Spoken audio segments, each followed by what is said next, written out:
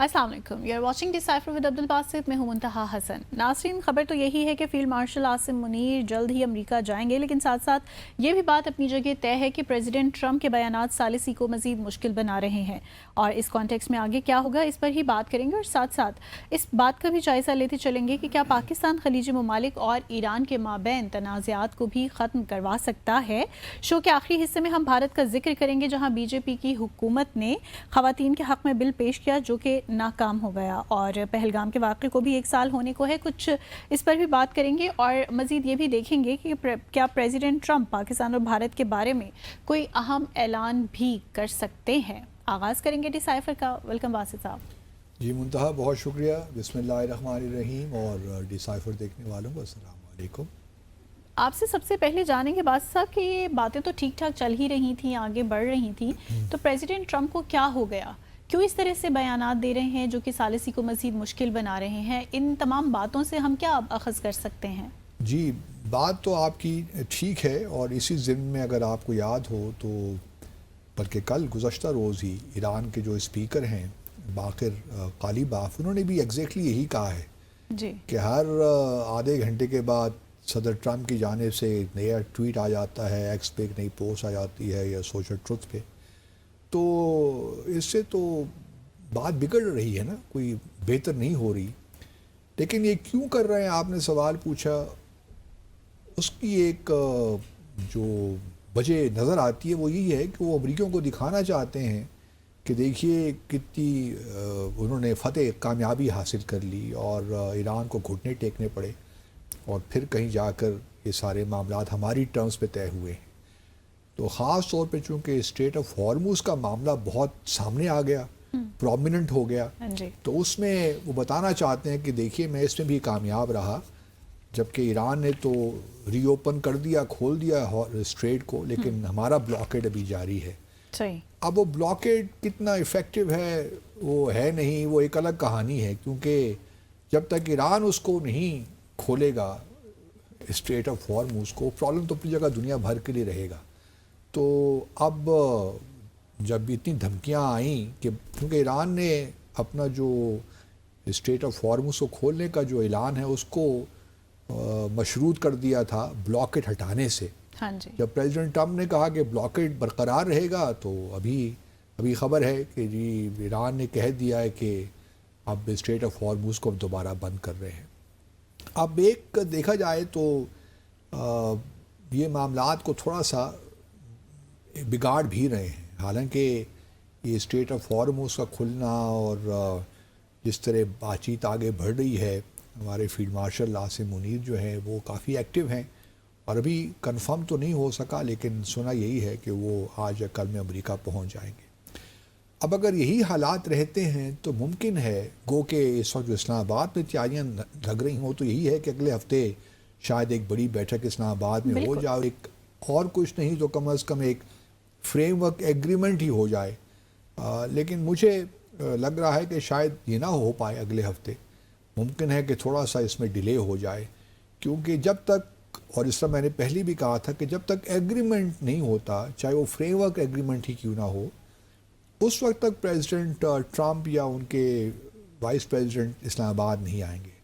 उस लेवल पे अब नेगोशिएशंस नहीं होंगी, उस लेवल पे अब सिर्फ सिग्नेचर होंगे दोनों साइड से, चाहे वो फ्रेमवर्क एग्रीमेंट होता है, जो कुछ भी होता है। लेकिन अब नेगोशिएशंस जो हैं वो वर्किंग लेवल पे होंगे, और हमारे चूँकि फील्ड मार्शल एक्टिव हैं, ईरान और अमेरिका के दरमियान मैसेजेस भी कन्वे हो रहे हैं, तो बहुत सी चीज़ें ऐसी हैं जिन पे मोर और लेस एग्रीमेंट हो गया। अब ये पब्लिक पोस्चरिंग है बुनियादी तौर पे, जहाँ तक एग्रीमेंट की बात है वो तो मेरे ख्याल में शायद हो भी गया हो, और इस तरह पब्लिक पोस्चरिंग है, लेकिन पब्लिक पोस्चरिंग के भी अलबत्ता नुकसानात तो होते हैं ना, उसके भी नताइज तो निकलते हैं। जो नतीजा हमारे साथ नहीं निकला, क्योंकि अब डिप्लोमेसी पब्लिक डोमेन में आ गई है ना सारी, तो उसके ये मनफी असरात हमारे सामने आ रहे हैं। अब क्या ये जो फ्रेमवर्क एग्रीमेंट होता है उसमें तमाम चीज़ें शामिल होती हैं। अगर फ्रेमवर्क एग्रीमेंट है तो शायद फिर उसमें तमाम, जिस तरह मैंने गुज़श्ता रोज़ भी कहा था, तमाम नुकात मौजूद ना हों। मिसाल के तौर पर चलिए हम ये तो तवक्को रख सकते हैं कि स्ट्रेट ऑफ हॉर्मूज़ उसमें शामिल होगा, یا جو سینکشنز کی بات ہے وہ کہیں اس میں شامل ہوگی، پارشلی وہ لفٹ کر دی جائیں. اس طرح جو فروزن ایسٹس ہیں ایران کے مغربی دنیا میں ان کو کچھ انفریز کر دیا جائے کسی حد تک. یہ تمام چیزیں ہو سکتی ہیں، لیکن باقی جو ایشوز ہیں وہ شاید ابھی اس میں شامل نہ ہوں، اور ان کو حتمی شکل دینے کے لیے ممکن ہے کہ اس فریم ایگریمنٹ کے بعد بھی مذاکرات کا سلسلہ ورکنگ لیول پہ جاری رہے. لیکن ساتھ ساتھ یہ بھی بات یاد رہے کہ یہ بھی ممکن ہے کہ پریزیڈنٹ ٹرمپ دیکھ رہے ہیں کہ ان اینی کیس 21 اپریل کے بعد تو پاکستان کے کہنے پہ دونوں سائیڈز جنگ بندی کا اعلان تو اس کو ایکسٹینڈ کر دیں گے سیز فائر کو. وہ کہ صدر ٹرمپ کے بیانات سے تو لگتا نہیں ہے، انہوں نے تو یہی کہا ہے کہ اگر یہ معاملات طے نہیں ہوتے تو 21 اپریل کے بعد ہم دوبارہ بمباری شروع کر دیں گے ایران پہ. لیکن میرا اپنا خیال یہ ہے کہ چونکہ پریزیڈنٹ ٹرمپ دوبارہ یہ جنگ شروع نہیں کرنا چاہتے، وہ تو اس سے نکلنا چاہتے ہیں، اور ایران کا بھی مورلیس یہی معاملہ ہے. ایک پبلک پوزیشننگ بھارل ہو رہی ہے، لیکن میرا اپنا خیال یہ ہے کہ اگر لیٹس سے نہیں ہو پاتا کوئی معاہدہ تو کم از کم سیز فائر ضرور ایکسٹینڈ ہو جائے گا. اور شاید پریزیڈنٹ ٹرمپ کا جو پلان ہے یا جو شیڈیول ہے ان کے اپنے وزٹس کا باہر کی دنیا میں، اس کے ساتھ بھی وہ اس کو دیکھ رہے ہوں کہ میں ابھی تو اسلام آباد جا نہیں سکتا، تو why not to play up this whole game.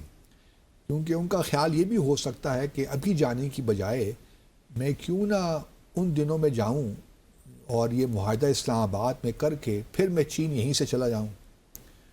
چین کا دورہ ان کا 14-15 مئی کو ہے نا، تو یہاں وہ آئیں 10 مئی کو 11 مئی کو، اس کے حساب سے اپنا ارینج کریں، یہاں فریم ورک معاہدہ کر کے اور وہ چلے جائیں چین. یہ بات اپنی جگہ درست ہے کہ پریزیڈنٹ ٹرمپ جو ہیں وہ چاہیں گے کہ چین وہ اس وقت جائیں جب یہ معاہدہ ہو جائے. اب یہ معاہدہ کرتے ہیں، یہاں آتے ہیں، پھر واپس جاتے ہیں امریکہ، یا اس سے پہلے وہ تھوڑا سا ایک وزٹ بھارت کر لیتے ہیں. all these questions remain still under consideration. That's true. So we do not know کہ اس وقت کیا صورتحال ہے. لیکن یہ بھی دیکھیے کل ایک خبر آ گئی، ہم ڈسکس بھی اس کو کر رہے تھے کہ جی وہ جو انرچ یورینیم ہے ایران کے پاس 400 کلو گرام سے زیادہ جو ملبے کے نیچے دبا ہوا ہے، امریکہ نے یہ پیشکش بھی کی ہے کہ ہم $20 ارب کے عوض آپ سے لے لیتے ہیں. وہ $20 ارب وہ فروزن ایسٹس میں سے آئیں گے، کیا ہوگا وہ ابھی ڈیٹیلز کلیئر نہیں ہیں، لیکن آپ یہ ہمارے حوالے کر دیں انرچ یورینیم. اب ایران نے اس پہ کہہ دیا نو وے، یہ تو ہماری ملکیت ہے، ہمارا اثاثہ ہے، ہمیں آپ وہ کیوں اس کو واپس کریں.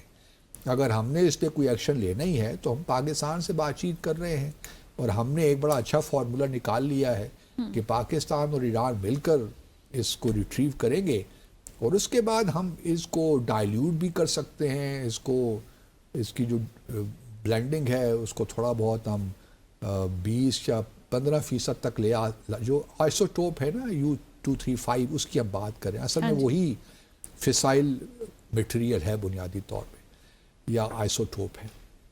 تو اس کو ہم الگ کر کے IAEA کی نگرانی میں ایران ہی میں پڑے رہیں گے. وہ ہر 2-3 ماہ کے بعد اس مٹیریل کی انسپیکشن بھی کر سکتے ہیں، تو کوئی مسئلہ نہیں ہے اگر وہ ایران کے اندر ہی رہے. اور ہمیں جو تھوڑا بہت ضرورت پڑے گی ہم وہاں سے لیں گے، وہ بھی IAEA کی کانسنٹ کے ساتھ ہی، کنکرنس کے ساتھ ہی. لیکن امریکہ بہرحال بضد ہے کہ کسی طریقے سے، اور اسرائیل بھی اس کو پش کر رہا ہے کسی طور یہ جو انرچ یورینیم ہے یہ کس طور ایران سے باہر آ جائے. اب ایران، میرا اپنا خیال ہے کہ شاید اس پہ راضی نہ ہو. وہ IAEA کی سیف گارڈز کے تحت یا اس کا جو ویریفیکیشن کا میکنزم ہے اس کے ساتھ وہ راضی تو ہو جائے، لیکن وہ ان کے لیے ایک امبیرسمنٹ ہوگی کہ وہ اپنا جو انہوں نے انرچ کیا ہے یورینیم وہ کسی اور کے حوالے کر دیں. وہ بلکہ IAEA کے حوالے بھی نہیں کریں گے، وہ ایران سے باہر نہیں جانے دیں گے، اٹس فار شیور. اور جہاں تک میری معلومات ہے انہوں نے پاکستان کو بڑا واضح طور پہ اپنی پوزیشن واضح بتا دیا ہے کہ یہ ہم نہیں ہونے دیں گے، یہ ہماری اپنی سوورنٹی کا معاملہ ہے. تو اب چونکہ ایران دیکھ رہا ہے کہ اس ایک اسٹیل میٹ سا ہے جنگ میں، تباہی تو آ سکتی ہے دوبارہ بھی، لیکن وہ اب امریکہ جنگ جیت نہیں سکتا کم از کم. تو اس وجہ سے ایران کو تھوڑا سا کانفیڈنس تو ہے کہ ہم کیوں امریکہ کی جو ایسی شرائط ہیں جو غیر مناسب ہیں ہم کیوں مانیں ان کو. تو ہم اگر ایک لیگل طریقہ موجود ہے، ایک ایسا طریقہ کار موجود ہے جس کے تحت ہم دنیا کو یقین دلا سکتے ہیں کہ ہمارا پروگرام نیوکلیر نہیں ہے، تو ہم کیوں امریکہ کی شرائط مانیں؟ یہ ایک سارا اس وقت بنیادی مسئلہ ہے۔ دوسری جانب ایران کو یہ بھی بڑا اعتماد ہے کہ آنے والے مہینوں اور سالوں میں شمالی کوریا سے ہیلپ مل سکتی ہے، خاص طور پہ جو وار ہیڈز کا بنانا ہے۔ اب یہ کہنا بڑا مشکل ہے کہ 10 years 20 years down the road, کیونکہ ایران کا دیکھیے ابھی تک فتویٰ تو ہے نا کہ نیوکلیر ویپنز ہم نے نہیں بنانے، اس کو ریوائز کرتے ہیں نئے جو آیت اللہ ہیں مجتبیٰ خامنہئی صاحب کیا کرتے ہیں، کیونکہ حالات بدل گئے ہیں نا۔ بالکل، جب حالات بدل جاتے ہیں تو پھر فتویٰ تو تبدیل ہو سکتا ہے، وہ کوئی مطلب وہ ہے تو نہیں نا کہ ایچ ان اسٹون والی بات ہو۔ تو حالات سیکیورٹی حالات بدل گئے ایران کے، تو اب ان کو لگتا ہے کہ اگر ان کے پاس نیوکلیر ویپنز ہوتے تو شاید امریکہ اور اسرائیل جرات ہی نہ کرتے ان پہ حملہ کرنے کی، ایک ڈیٹرنس موجود ہوتا ہے۔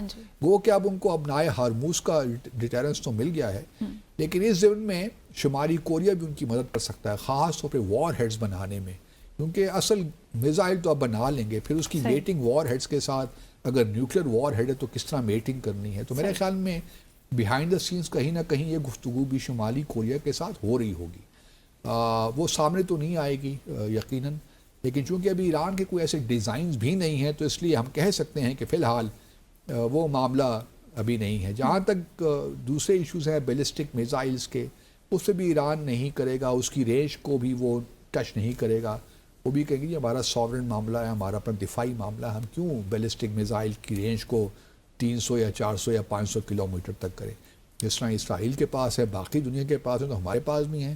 ہم تو کوئی MTCR جو ہے نا میزائل ٹیکنالوجی کنٹرول ریجیم کا تو حصہ ہم ہے نہیں، تو ہم کیوں یہ کنسٹرینٹس اپنے اوپر لگائیں؟ بالکل صحیح۔ تو یہ معاملات ابھی ہیں، لیکن لگتا کچھ یہ ہے کہ شاید جو اسلام آباد میں ایک معاہدہ ہونا تھا وہ شاید اگلے ہفتے نہ ہو سکے، گو کہ زمین پہ گراؤنڈ پہ تو جو ہم اسلام آباد دیکھ رہے ہیں پریپریشن ساری وہی ہیں کہ ہو رہا ہے، اور اس میں صرف پریزیڈنٹ ٹرمپ نہیں بلکہ اور بھی بہت سے ممالک آ رہے ہیں، MBS آ رہے ہیں اور ترکیے کے صدر اور باقی قطر کے امیر، تو کافی رونق میلہ یہاں پہ لگنے والا ہے اگر یہ معاہدہ ہو جاتا ہے۔ ون لائنر کیا کہیں گے کہ یہ پریزیڈنٹ ٹرمپ کا اپنا ہی کیا دھرا ہے، ان کی پرسنالٹی کی وجہ سے، جس طرح کے ٹویٹس لا کے یہ سبوتاج کرنا چاہ رہے ہیں سارا معاملہ، سبوتاج نہیں کرنا یا چاہتے، کہ بیچ میں ایکسپلائٹر کا کردار ہے اسرائیل؟ وہ سبوتاج نہیں کرنا چاہتے because he is committed to this, اور ان کو وہ ایک فیس سیور چاہیے تھا جو کہ پاکستان کو پرووائڈ کر رہا ہے، لیکن شاید کوئی ٹائمنگ کے خلاف سے وہ ذرا ٹیسٹ کر رہے ہیں ایران کو، ان کو جلدی شاید نہیں ہے، all of the aspects. وہ تھوڑا سا اس کو ڈیلے کرنے میں کوئی حرج نہیں ہے۔ اگر ان کا شیڈیول یہی ہے کہ انہوں نے یہاں سے چائنا جانا ہے تو پھر وہ is buying time in the sense. Let's take a short commercial break here.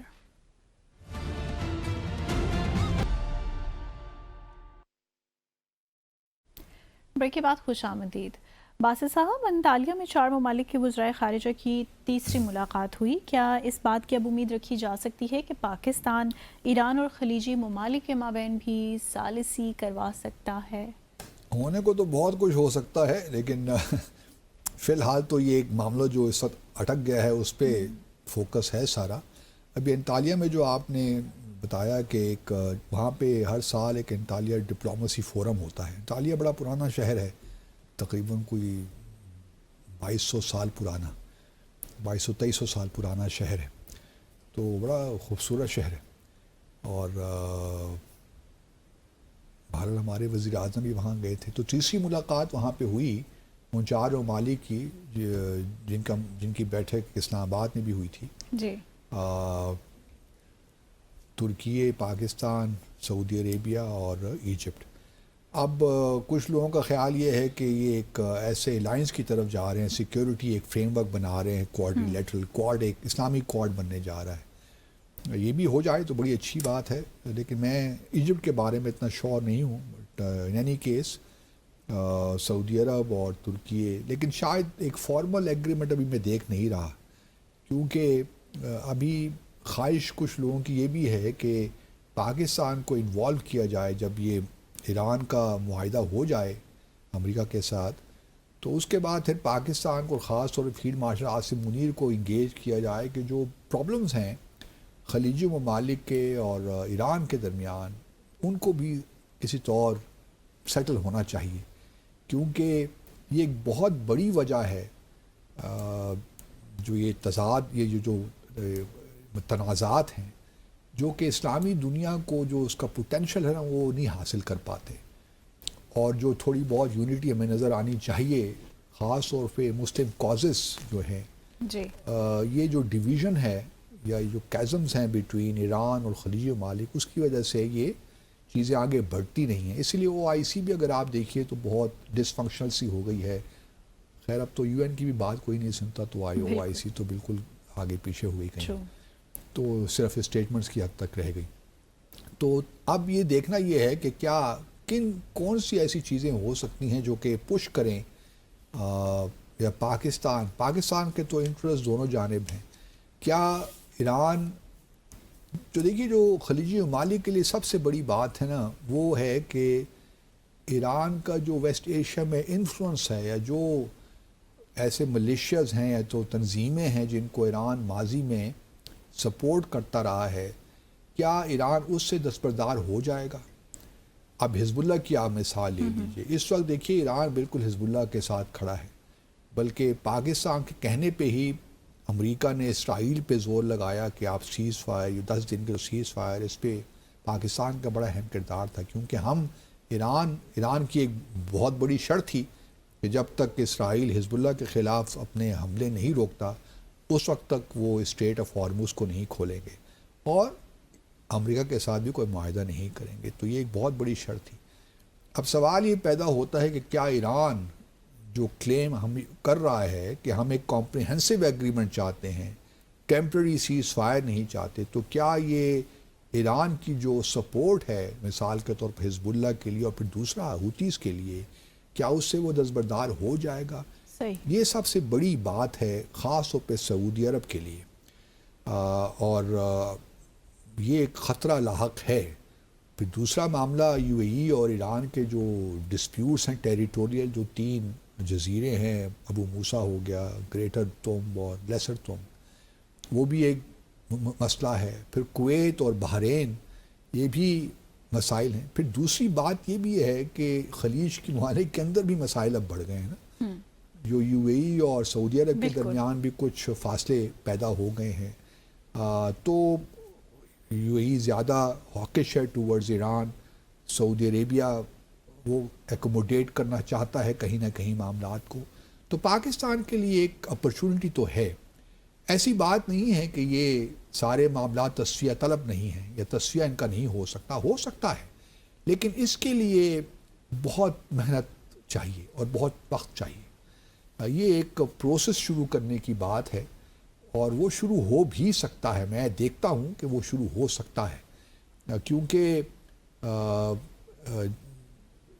Pakistan میں ایک کیپیسٹی ہے، لیکن وہ ہوگا جب یہ امریکہ اور ایران کے مابین کوئی معاہدہ ہو جاتا ہے، اور اس میں کیا شرائط آتی ہیں، کیا اس کی پروویژنز ہوتی ہیں، اس کے بعد پتہ چلے گا کہ ایران کہاں کھڑا ہے، خاص طور پہ اپنے نیوکلیئر پروگرام کے بارے میں، انرچ یورینیم کے بارے میں.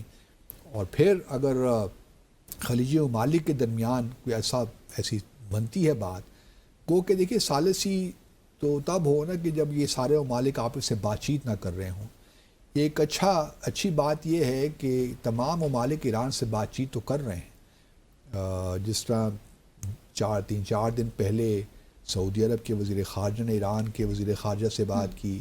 اسی طرح جو ہے وائس پریزیڈنٹ ہیں ایران کے، انہوں نے باقر غالیباف سے بات کی. تو بات چیت کا، کمیونیکیشنز کی جو لائنز ہیں وہ تو اوپن ہیں. یہ نہیں ہے کہ وہ دوسرے سے بات چیت نہیں کر رہے، لیکن بے اعتمادی اس قدر زیادہ ہے کہ اس کے لیے ایک ایسے ملک کی ضرورت ہوگی جس پہ دونوں سائڈز اعتماد کرتی ہوں. اور اس وقت پاکستان ہی ایک ملک ہے جس کو یہ کام سونپا جا سکتا ہے. اب فیلڈ مارشل عاصم منیر کس حد تک اس میں ایکٹیو ہوتے ہیں، یا پھر پرائم منسٹر ہم سیلف، یا یہ سارا کام وزیر خارجہ کو دے دیتے ہیں، وی ڈو ناٹ نو. لیکن کہا جا سکتا ہے کہ یہ ہے پاکستان یہ رول کردار ادا کر سکتا ہے. اور اسی وجہ سے پاکستان شاید اس وقت بہت زیادہ انٹرسٹڈ نہ ہو کہ وہ جو اسلامک سو کالڈ اسلامک کوآڈ جو ہے اس کو فی الحال فنکشنل کرے. صحیح. وہ کہ ہمارا بائیلیٹرل ایگریمنٹ تو ہے. اب دیکھنا یہ بھی ہے کہ اس بائیلیٹرل ایگریمنٹ جو ہے سعودی عرب کے ساتھ میوچل ڈیفنس سیکیورٹی ایگریمنٹ, اس کو ہم کیا ایکسٹینڈ کر سکتے ہیں, انہی شکوں کو ہم لا سکتے ہیں باقی اسلامی ممالک کے ساتھ. اب ایران کو اس سے باہر رکھنا وہ کتنا اس وقت فیوریبل ہوگا, کتنا ایڈوائزیبل ہوگا, ڈیزائریبل ہوگا, یہ بھی ایک پوائنٹ ہے. کیونکہ ہم یہ بھی نہیں چاہتے کہ ایران ہمیں دیکھے کہ ہم جو ہے بالکل عرب ممالک کے ساتھ اور ترکیے کے ساتھ کھڑے ہو گئے ایران کے خلاف. کوئی ایسا معاہدہ ہم نہیں کرنا چاہیں گے جس سے یہ ثابت ہو یا یہ میسج ملے کہ ایران کے خلاف یہ سارا کام ہو رہا ہے. صحیح. تو یہ بھی بڑا ایک نازک سا پوائنٹ ہے جس کو آئی ایم شیور ہماری حکومت اپنے سامنے رکھے گی. دوسری جانب جو ہے ایران, آبویسلی ایران کے ساتھ ہمارے جو بائیلیٹرل تعلقات کی نوعیت ہے وہ بھی کسی نہ کسی حد تک دیکھنا یہ ہے کہ آنے والے اب مہینوں میں کس طرح ہم فائدہ اٹھاتے ہیں. اعتماد کے لیے ایک بڑا ضروری یہ بھی ہوتا ہے کہ بائیلیٹرل تعلقات کو بہتر سے بہتر بنایا جائے. اس میں اگر ہم ایران پاکستان جو گیس پائپ لائن ہے اس کو اگر ہم بالکل شروع کر دیتے ہیں, امریکہ پاکستان کے لیے اپنی سینکشنز ہٹا دیتا ہے اس پروجیکٹ کے کانٹیکسٹ میں, اگر حالات بہتر ہو جاتے ہیں تو پھر ایران تو مین اسٹریم میں آ ہی جائے گا نا, پھر تو پرایا اسٹیٹ نہیں رہے گا ویسٹرن لیکن دنیا ہر کے چیز لیے. مشروط ٹھہرتی ہے مشروط نا, ہے اینڈ پہ جا کر کے جو مذاکرات ہیں ان کا کیا ہوگا, اس کا رزلٹ, اس کے نتیجے پہ ہر چیز اس دار و مدار ہے. کہ اگر یہ معاہدہ ہو جاتا ہے, جو کہ مجھے امید ہے کہ ہو جائے گا, اس سے ٹائمنگ کی بات ہے, ابھی نہیں تو ایک ہفتے کے بعد, ایک ہفتے بعد نہیں 2 ہفتے کے بعد معاہدہ ضرور ہو جائے گا. کیونکہ اب اتنا گراؤنڈ ورک ہو چکا ہے, اسپیڈ ورک ہو چکا ہے کہ اب مجھے لگتا نہیں ہے کہ کوئی وجہ ہو سکتی ہے جس وجہ سے معاہدہ نہ ہو. یہ تمام چیزیں جو اس وقت چل رہی ہیں امریکہ اور ایران کے درمیان, یہ جس طرح میں نے پہلے عرض کیا پبلک پوسچرنگ ہے, یہ ہوتی ہے, تمام ممالک کرتے ہیں, لیکن دونوں جانب سے یہ خواہش ہے کہ یہ معاہدہ ہو جائے, اور اسلام آباد نہیں ہوگا انشاءاللہ. لیکن جہاں تک اسلامی خلیجی ممالک اور ایران کا تعلق ہے, یہ ایک لمبا پروسیس ہے, کیونکہ اس پہ کافی ایشوز ہیں جو کہ اتنی آسانی سے حل نہیں ہو رہے. لیکن فلسطین کا ایشو موجود ہے, اس کے بارے میں کوئی بات نہیں کر رہا. فلسطین کا تنازع جو اصل بنیاد ہے تمام مسائل کی, وہ تو اپنی جگہ موجود ہے, اس کے بارے میں کوئی بات نہیں ہو رہی. کیا ایران فلسطین کے کاز سے دستبردار ہو جائے گا؟ یہ بھی ایک بہت بڑا سوال ہے. یہ جو مسلم ممالک ہیں, خلیجی ممالک ہیں, ان کا کیا رویہ فلسطین کے معاملے میں؟ وہ تو ہم نے دیکھا, لیکن کیا اس کو دوبارہ ریوائیو کیا جا سکتا ہے اس 2 اسٹیٹ سلوشن کو, یا پھر وہ دب بھی گیا, بس ختم ہی ہو گیا معاملہ؟ تو یہ تمام وہ چیزیں ہیں جس کو ہم کلوزلی واچ کر رہے ہیں اور دیکھ رہے ہیں. لیکن پاکستان بہرحال یہ خوشائن بات ہے کہ, اور پاکستان کے لوگوں کو اس میں پرائیڈ لینی چاہیے. میں دیکھ رہا ہوں کہ ہمارے جو پولیٹیشنز ہیں نا, وہ تھوڑا سا اس کو, خاص جو اپوزیشن میں ہیں, وہ اس کا مذاق اڑا رہے ہیں. میں کہتا ہوں کہ جو بھی آپ کی پولیٹیکل ایفیلیشنز ہوں, یہ ایک پرائیڈ کا مومنٹ ہے جس نے بھی اچیو کیا ہے. بالکل ہمیں اس پہ خوش ہونا چاہیے. اوورآل تو پاکستان نے اچیو کیا ہے. اس وقت جو بھی لوگ ہیں, ٹھیک ہے, ہم ان کو خراج تحسین پیش کرتے ہیں, اصل نام تو پاکستان ہی کا ہے نا. جب اسلام آباد ایکارڈز ہو جائیں گے تو بس وہ ہر سال اسلام آباد ایکارڈز کے طور پر ہی منائے جائیں گے. بالکل. سو باسی صاحب, پہلگام واقعے کو بھی 1 سال ہونے کو ہے, اس کی تفصیلات اپنے ویئرز سے شیئر کریں گے. Let's take a short commercial break hair.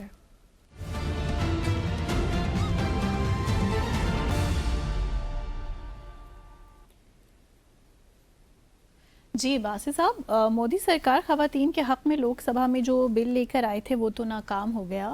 کہا جا سکتا ہے کہ مودی صاحب کی جو سرکار ہے اس کو اب زوال سے کوئی نہیں بچا سکتا. اور اس کے ساتھ ساتھ جیسے میں نے بریک سے پہلے بھی اناؤنس کیا تھا کہ 1 سال ہونے جا رہا ہے پہلگام کے واقعے کو بھی, تو اس پر کیا کامنٹ کریں گے؟ اور پاکستان اور بھارت کے مابین اگر میں بات کروں تو تعلقات کو ٹھیک کروانے میں یا ان تعلقات کو ریپیئر کروانے میں اگین پریزیڈنٹ ٹرمپ صاحب کوئی کردار ادا کر سکتے ہیں؟ پہلے تو اس سے پہلے کہ میں بی جے پی اور خواتین کی بات کروں, ایک خاتون ہیں جن پہ تو بھارت نے ایسا رویہ اختیار کر رکھا ہے کہ لگتا یہ ہے کہ خواتین کو تو وہ کسی کھاتے میں نہیں ڈالتے. جو کچھ انہوں نے آسیہ اندرابی صاحبہ کے ساتھ کیا, 2018 سے وہ جیل میں ہیں, اور پھر اب ان کو عمر کیا کہتے ہیں اس کو, لائف امپریزنمنٹ, عمر قید کی سزا بھی سنا دی. تو وہ بڑی زبردست خاتون, مجھے بھی ان سے کئی بار ملاقات کا اتفاق ہوا, بلکہ پاکستان ہاؤس بھی آئی تھیں, اور ان کے جذبے کی جتنی تعریف کی جائے کم ہے. ہر سال 23 مارچ اور 14 اگست کو مقبوضہ جموں و کشمیر پاکستان کا جھنڈا لہراتی تھی, اور ان سے بات کر کے مطلب آپ کو محسوس ہوتا تھا کہ یہ بڑی دلیر خاتون ہے. اور پھر ان کے ہسبینڈ ڈاکٹر قاسم فختو پچھلے 33-34 سال سے بھارت کی جیل میں ہیں, تہاڑ جیل میں. ابھی بھی تہاڑ جیل میں ہیں, لیکن پرعزم ہیں, اور ان کو ہم سلوٹ پیش کرتے ہیں. جہاں تک خواتین کی بات ہے, بی جے پی کا دیکھیے سارا پولیٹیکل اسٹنٹ بھارت نے کریٹ کیا ہے, بی جے پی کی حکومت نے کریٹ کیا. وہ ایک لے کر آئے بل, ڈیلیمیٹیشن بل, جس کے تحت انہوں نے یہ کہا کہ جی ہم لوک سبھا کی جو سیٹیں ہیں نا 543 ہیں شاید, تو ان کو ان میں 50% ہم اضافہ کرتے ہیں, اور یہ تمام جتنی بھی اسٹیٹس ہیں بھارت میں ان کو اپنے حساب سے دی جائیں گی. تو جس کا مطلب یہ ہوا کہ جو 800 کچھ سیٹیں ہو جائیں گی لوک سبھا کی, تو بہت زبردست بڑا ہاؤس ہو جائے گا. اس میں انہوں نے ساتھ یہ بھی ایڈ کر دیا کہ جہاں ڈی لیمیٹیشن یہ ہم دیں گے یہ الیکشن کمیشن کو کہ تمام ڈی لیمیٹیشن ایکسرسائز کرے پورے بھارت میں, اور یونین ٹیریٹریز, اسٹیٹس اور یونین ٹیریٹریز میں, اور دیکھے کہاں کہاں یہ سیٹیں جانی چاہیے. اس کے مختلف کرائیٹیریا ہوگا. ساتھ میں انہوں نے کہا کہ 33% جو سیٹس ہوں گی نا ہم خواتین کے لیے ریزرو کرنا چاہتے ہیں. صحیح. تو اسی بل میں ہی دونوں چیزیں آ گئی, ایک تو ڈی لیمیٹیشن لوک سبھا کی سیٹوں کا بڑھنا, صحیح, اور دوسری جانب خواتین کے لیے ریزرو سیٹس کا آنا. اس پہ اپوزیشن نے کہا کہ جی یہ آپ کیا کر رہے ہیں, کیونکہ ڈی لیمیٹیشن کا جو پروسیس ہے نا وہ یہ چاہتے ہیں کہ 2029 تک کمپلیٹ ہو جائے, اگلے انتخابات 2029 کو ہونے ہیں. تو بی جے پی نے کہا کہ جی ہم جو ہے یہ جو ڈی لیمیٹیشن کا پروسیس ہے یہ ہم جو 2011 کا سینسس ہے اس کے تحت کریں گے. انہوں نے کہا آپ کر لیجئے, اگر آپ کا ڈی لیمیٹیشن کا معاملہ ہے تو وہ تو 2011 تک آپ کیوں کرتے ہیں, آپ ابھی سینسس ہو رہا ہے, بلکہ سینسس شروع ہو گیا ہے, 2027 میں کمپلیٹ ہو جائے گا, تو اس کے بعد دیکھی جائے گی اس سینسس کی بنیاد پہ آپ ڈی لیمیٹیشن کیجئے. تو ڈی لیمیٹیشن کا تو انہوں نے ماننے سے انکار کر دیا. انہوں نے اگر خواتین کا آپ کو اتنا ہی شوق ہے 33% ریزرو سیٹ دینے کا, تو آپ ایک سیپریٹ بل لے کر آ جائیے نا, آپ اس کے ساتھ نتھی کیوں کر رہے ہیں ڈی لیمیٹیشن کے ساتھ. تو اس پہ پھنس گیا معاملہ. پھر ووٹ ہوا, تو ووٹ میں تقریباً 52 میرے خیال میں ووٹوں سے شکست ہو گئی. حالانکہ سمپل میجورٹی تو مل گئی, لیکن کسی امینڈمنٹ کے لیے نا, اس قسم کے امینڈمنٹ کے لیے 2/3 میجورٹی چاہیے ہوتی, جو بی جے پی کو نہیں مل پائی. تو یہ ایک بہت بڑی شکست بی جے پی کے لیے ہے. لیکن یہ ایک بڑا امپورٹنٹ مہینہ ہے بھارت کے لیے, خاص طور پہ آسام میں الیکشنز ہوئے, کیرلا میں ہوئے, ابھی تامل ناڈو میں ہوں گے, پھر ویسٹ بنگال میں ہوں گے. 23 اپریل کو شروع ہو رہے ہیں ویسٹ بنگال میں, 2 فیزز پہ ہوں گے. تو یہ بڑا ویسٹ بنگال کا الیکشن بڑا اہم ہے, اس میں بڑا سخت مارکا ہونے والا ہے بی جے پی اور ٹی سی ایم کے درمیان, ٹی ایم سی کے درمیان ساری. تو یہ اب ایک امپورٹنٹ ہے, لیکن سوال شروع ہوا ہے کہ نہیں ہوا. میرا اپنا خیال یہ ہے کہ ابھی بھی اپوزیشن کو بہت کام کرنا ہے ٹو ڈیفیٹ بی جے پی ان 2029. ابھی بھی ان کے پاس کوئی ایسا لیڈر مجھے نظر نہیں آتا جو کہ تمام پارٹیوں کو, اپوزیشن پارٹیوں کو یکجا کر سکے. لیکن یہ خوش آئند بات ہے کہ اپوزیشن نے اکٹھے ہو کر کم از اس بل کو ڈیفیٹ کر دیا. جہاں تک پہلگام واقعے کی بات اور پریزیڈنٹ ٹرمپ کوئی دے سکتے ہیں کہ نہیں دے سکتے سرپرائز ہمیں. پہلگام کا واقعہ دیکھیے 22 اپریل کو ہوا تھا, 26 لوگ اس میں مارے گئے تھے, 25 انڈینز تھے اور 1 نیپالی تھا اور 1 کشمیری بھی تھا. اس کے بعد آپ کو یاد ہوگا کہ پاکستان نے فوری طور پہ کہا تھا کہ انٹرنیشنل انویسٹیگیشنز کروا لیں, لیکن بھارت کا جو وتیرہ ہے کہ فوری طور پہ انہوں نے پاکستان پہ الزام لگا دیا, اور پھر 7 مئی کو حملہ بھی کر دیا پاکستان پہ. پھر پاکستان نے اس کا جواب دیا, 4 دن تک یہ لڑائی جاری رہی. پھر بھارت بھاگا پریزیڈنٹ ٹرمپ کے پاس گیا, پریزیڈنٹ ٹرمپ نے ہم سے رابطہ قائم کیا. پھر ہم نے پریزیڈنٹ ٹرمپ کی ریکویسٹ پہ ہمارے ڈی جی ایم او نے جو بھی ہے ان کے اور انڈیا کے درمیان جو ڈی جی, دونوں ہمارے جو ڈی جیز ہیں ان کے درمیان رابطہ قائم ہوا, اور پھر طے ہوا کہ سیز فائر ہو جائے گا. اب پہلگام کا واقعہ تو دیکھیے، جب تک میں ہمیشہ سے یہی کہتا رہا ہوں کہ جموں اور کشمیر کا جب تک تنازع حل نہیں ہوتا، پاکستان کے درمیان جو بے اعتمادی ہے، جو ہاسٹیلیٹی، یہ تو رہے گی. یہ ہمارے تعلقات نہیں نارمل ہو سکتے. ابھی پچھلے دنوں پہلگام کے واقعے کے بعد ہی کوئی ٹریک 2 پہ بھی ڈپلومیسی ہوتی رہی، جس کو ٹریک 2 بھی کہتے ہیں، ٹریک 1.5 بھی کہتے ہیں. 1.5 کا مطلب یہ ہے کہ کچھ لوگ مطلب جو ہیں ریٹائرڈ لوگ ہیں وہ بھی شامل ہو جاتے ہیں، اور کچھ گورنمنٹ آفیشرز بھی شامل ہو جاتے ہیں. تو میں پہلی اس کے بارے میں میرا پکا یقین ہے کہ وہ بھی کسی طرف نہیں جاتے. وہ بس یہی ہے کہ نشستن گفتن برخاستن والی بات ہوتی ہے. وہ ادھر سے جو ہے اپنی پوزیشن بتاتے ہیں، ہمارے لوگ اپنی پوزیشن، تو اس طرح نتیجہ کوئی نہیں نکلنا. یہ سارے کام ہونے ہیں بیک چینل ڈپلومیسی میں، جب کہ دونوں فریق بیک چینل پہ ملے اور اپ فرنٹ جموں اور کشمیر اور دہشت گردی کے مسائل کو حل کریں، ان پہ کوئی حل طلب کوئی نسخہ نکالیں، تبھی یہ معاملات طے ہوں گے. یہ ٹریک 2 سارا فضول ہے. ہم نے بازیں بہت کر ڈالا. یہ ان لوگوں کے جنکرس لگے ہوئے ہیں جو لوگ اس میں انوالوڈ ہوتے ہیں، وہ سیر و تفریح کر کے آ جاتے ہیں، کبھی دبئی چلے جاتے ہیں، تو کبھی کینیڈا چلے جاتے ہیں، کبھی تھائی لینڈ چلے جاتے ہیں. تو ان کی نوکری لگی ہوئی ہے بس یہ، اور نتیجہ کچھ نہیں ہے، کیونکہ ہم پچھلے کئی دہائیوں سے دیکھ رہے ہیں ٹریک 2. تو ابھی بھی نوکریاں لگی ہوئی ہیں کچھ لوگوں کی، لیکن میرا اپنا خیال یہی ہے کہ ان فضولیات میں جانے کی بجائے معاملات، اصل جو معاملات ہیں اس کی جانب آنا چاہیے. اب دیکھیے نا، پریزیڈنٹ ٹرمپ کے کہنے پہ ہم نے بھارت کے ساتھ سیز فائر تو کر لیا نا، اور ابھی ٹرمپ صاحب کو ہم فیس سیور بھی دے رہے ہیں، اور ہم یہ ایران اور ٹرمپ صاحب کے درمیان، امریکہ کے درمیان کروا بھی رہے ہیں سیز فائر، اور پھر ایک معاہدہ بھی ہو جائے. بالکل. اب ٹرمپ صاحب کا بھی تو کچھ فرض ہے نا، کچھ پاکستان اور بھارت کی مدد کریں، ان دا سینس کہ جو اس وقت ایک ٹینشن ہے بھارت اور پاکستان کے درمیان، اس کو کس طریقے سے کشمیر کے معاملے میں کوئی حل نکالیں، کچھ ہماری ثالثی کریں. اور یہ 2019 میں پریزیڈنٹ ٹرمپ جب اس وقت بھی حکومت میں تھے، اس وقت بھی انہوں نے کہا تھا کہ میں ثالثی کے لیے تیار ہوں پاکستان اور بھارت کے درمیان کشمیر کے معاملے میں. تو یاد دلانا چاہیے ان کو، اور ہم شور کہ کہیں نہ کہیں ہم ان کو یاد دلا رہے ہوں گے، ان کو بتا رہے ہوں گے کہ اصل معاملات بھارت اور پاکستان کے درمیان ہے کیا ہیں اور اصل نوعیت کیا ہے.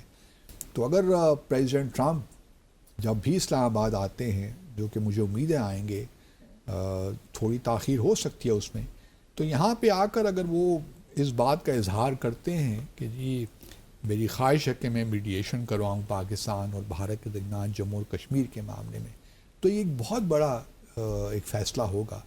اور گیون دا فیکٹ کہ مودی صاحب اور ٹرمپ کے درمیان بھی تعلقات تو اچھے ہیں، وہ چیزیں اپنی جگہ پہ، لیکن بیہائنڈ دا سینز کچھ باتیں ہو سکتی ہیں اگر پریزیڈنٹ ٹرمپ چاہیں، کیونکہ وہ خود تو انوالو نہیں ہو سکتے، لیکن اگر امریکہ کو ورکنگ لیول پہ کسی ایک مثال کے طور پر جو ان کے ایمبیسڈر سرجیو گور ہیں، انہیں کو یہ ٹاسک دے سکتے ہیں کہ جی آپ یہ کام کیجئے. بیک چینل پہ سامنے آنے کی بھی ضرورت نہیں ہے، کیونکہ یہ اتنی آسانی سے تو معاملہ نہیں حل ہونے والا نا. ایران اور سعودی عرب کے تعلقات جو ہیں ان کی نوعیت ذرا ڈفرینٹ ہے. ان میں جو ایشوز ہیں وہ حل طلب ہیں، ان میں کوئی اتنی زیادہ مشکلات نہیں ہیں، کیونکہ جو بنیادی ایشوز ہیں نا ان پہ پہلے ایگریمنٹ ہو چکا تھا نا 2015 میں، جہاں تک نیوکلیر پروگرام کی بات ہے.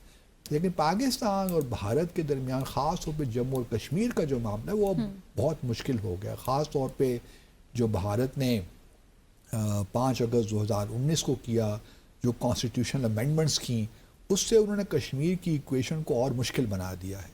تو یہ آسان نہیں ہوگا، لیکن ایک پروسیس تو شروع ہو سکتا ہے. تو لیٹس ہوپ کہ امریکہ جو ہے وہ ریئلائز کرے گا، اور پریزیڈنٹ ٹرمپ خاص طور پہ ریئلائز کریں گے کہ کچھ تھوڑا بہت پاکستان میں امریکی انویسٹمنٹ لے کر آئیں، ہماری تھوڑی ایکسپورٹس وغیرہ میں، ان چیزوں میں مدد ہماری کریں، تو وہاں یہ جو ایک ٹینشن ہے ساؤتھ ایشیا میں، اس کو بھی دور کرنے کی کوشش کریں. تو امید رکھنی چاہیے پریزیڈنٹ ٹرمپ سے. بالکل، ہوپ فار دا بیسٹ. اور اسی کے ساتھ ہی آج کے ڈیسائفر ود عبدالباسط کا وقت یہاں ختم ہو گیا ہے. اپنے ناظرین سے لیں گے اجازت, لیکن مت بھولیے گا ہمارا واٹس ایپ نمبر آپ کی ٹیلی ویژن سکرینز پر آ رہا ہے. اس پر ہمیں اپنے آڈیو ویڈیو پیغامات ضرور بھیجیے گا. کوئی بھی سجیشن ہے آپ کے پاس, کوئی بھی ایسا ٹاپک ہے جس پر آپ بات کرنا چاہتے ہیں, باسط صاحب سے کوئی سوال کرنا چاہتے ہیں, اس نمبر پر ہمیں ضرور بھیجیے گا. منتہا حسن کو اجازت دیں. اللہ حافظ.